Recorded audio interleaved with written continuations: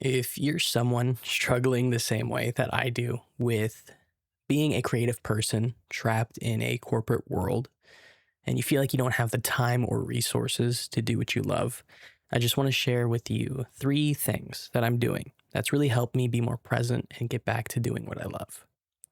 The three shifts in my routine, they've really allowed me to get back some of that creative freedom in my life. Some of it, you may have heard before, and that's totally fine. But I think it's always nice to have a little reminder along our journeys just to help you get back towards your destination. So, thing number one, before I started this, I thought I had no time in the day to do what I loved. But what I found out is that I just wasn't being mindful of the time that I had in the day. So, here, if I was some kind of time wizard and I told you that I could give you 4 extra hours per day without changing much of your daily routine, what would you do with that time?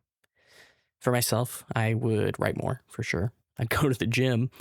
I'd even play games that I've been trying to, get to. I've been putting them off for whatever reason. Or, I'd just take a nap and not feel guilty about it. 4 hours a day for my 5-day work week, that's 20 hours. That's a whole extra day, dude. There's so much more I could do in this extra time. But, thankfully, we don't need a time wizard to achieve this. We just need to be a bit more mindful. So do me a favor, and I'm sure some of you realize where this is going, but just pull out your phone and we're just going to acknowledge your screen time just real quick. And I'm going to do it with you. Remember, judgment free zone, don't roast me.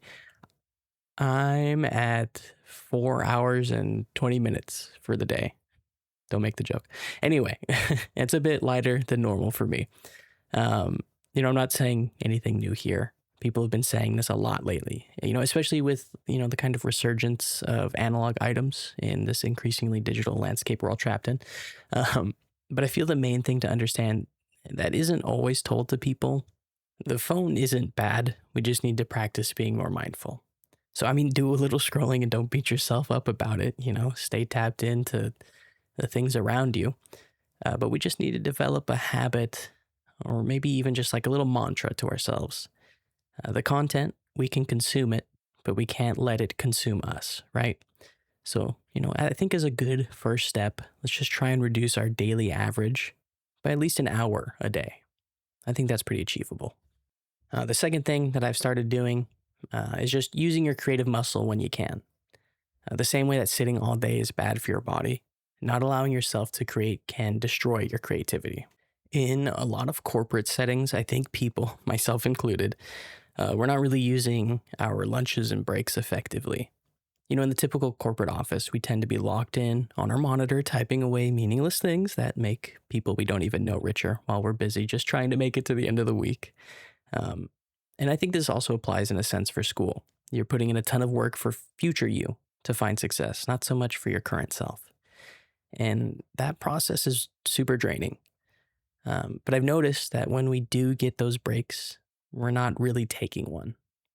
So I've become aware of the fact that I stare at a 24-inch monitor every day. And when I need to rest my eyes and stretch and go on a break, I get out of my chair, hop onto my couch, and then I end up staring at an even smaller one. And that doesn't make any sense, does it? One, I'm not resting my eyes. If anything, I'm just straining them more. And two, my brain is already cooked from having to work instead of, just letting it reset. And I can just do that by doing things I love or just taking a walk outside. What I'm doing is I'm just feeding it even more streams of constant information. That's not really a break, right?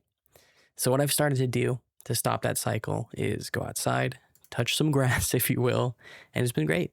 I even keep a sketchbook at my desk now just to keep my creative muscle active.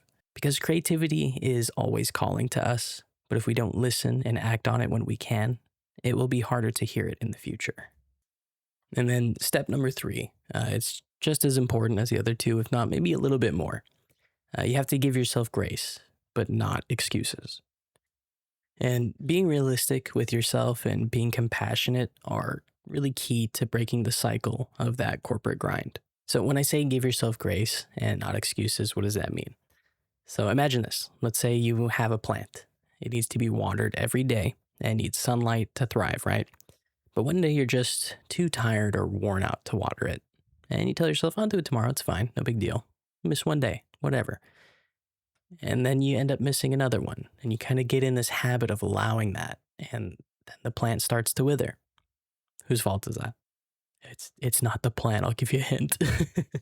So in that example of letting that plant wither away, it's not like you can just go buy a new plant and then repeat the cycle and wonder why the plants keep on dying, right? You have to own up to it and be compassionate enough with yourself to know that you've made a mistake. And then, use that new understanding to make another plant thrive in the future. And this is what I mean. We're human. We're going to struggle. We're going to mess something up or make a mistake, and you're going to fall off of this new kind of creativity routine. That's okay. You have to be kind to yourself when it happens. Not kind enough to make an excuse for it, but kind enough to where you're going to be understanding and continue the process. So just water the plant.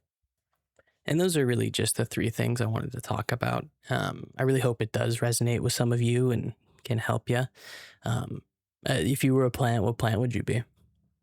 I'd be a ficus. No, dude, I want to be a succulent. That'd be so sick. Because then I wouldn't need water. And then if someone forgets about me, then I'll be okay. And also, real quick, just before the video ends here, I just was really stoked to see how well received my last video was. It's about taking that next step. If you haven't seen it, go watch that one. That'd be cool. But yeah, thanks. I really appreciate all the comments and being able to chat with anyone that watches. So, okay, I'm leaving again, and I'll see you. I don't know, probably next week. I don't know.